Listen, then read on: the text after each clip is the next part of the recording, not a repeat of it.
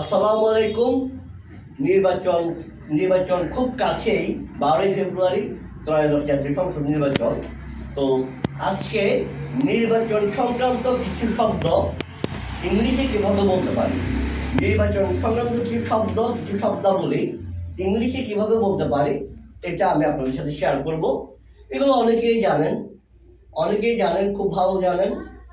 তারপরেও যারা জানেন না তারা আশা করি উপকৃত হবেন। তো প্রথমে হচ্ছে অবাধ ও সুষ্ঠু নির্বাচন।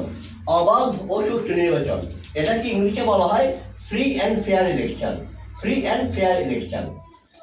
তারপর নির্বাচন কমিশন, ইলেকশন কমিশন, ভোটার তালিকা, ভোটার লিস্ট, ভোটাধিকার, ভোটিং রাইটস, সংসদ নির্বাচন, পার্লামেন্টারি ইলেকশন, ভোটারের পরিচয়পত্র, ভোটার আইডি, ডাকযোগে যে ভোট দেওয়া হয়, পোস্টাল ভোট, প্রধান নির্বাচনী কর্মকর্তা, রিটার্নিং অফিসার, নির্বাচনী বক্তৃতা, ইলেকশন স্পিচ, ভোট কেন্দ্রের এজেন্ট, ভোট গ্রহণ কেন্দ্রের এজেন্ট বা প্রার্থীর প্রতিনিধি।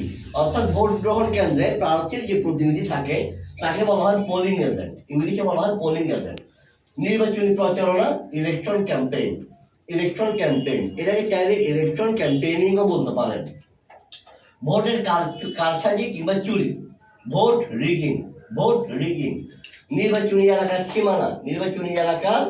সীমানা, কনস্টিটিউয়েন্সি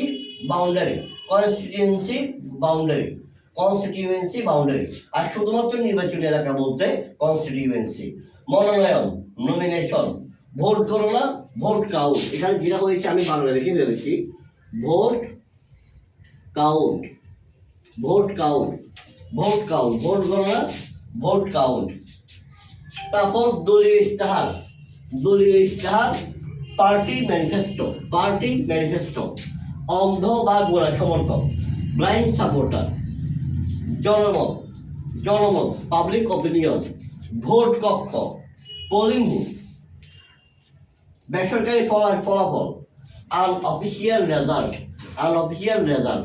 আর যদি বলি সরকারি ঘোষণা, অফিসিয়াল ডিক্লারেশন। ভূমিধস বিজয়, বলে না যে ভূমিধস বিজয় হয়েছে, এটাকে ইংলিশে বলা হয় ল্যান্ডস্লাইড ভিক্টরি। সূক্ষ্ম কারচুপি করা কৌশল, ইলেকশন ইঞ্জিনিয়ারিং। ভোট কেনা, বাইং ভোট। ভোট কেন্দ্র দখল, বুথ ক্যাপচারিং।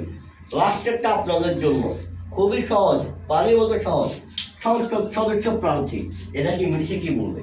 সংসদ সদস্য প্রার্থী, এটাকে ইংলিশে কিভাবে বলা যায়? সবাইকে ধন্যবাদ। আসসালামু আলাইকুম।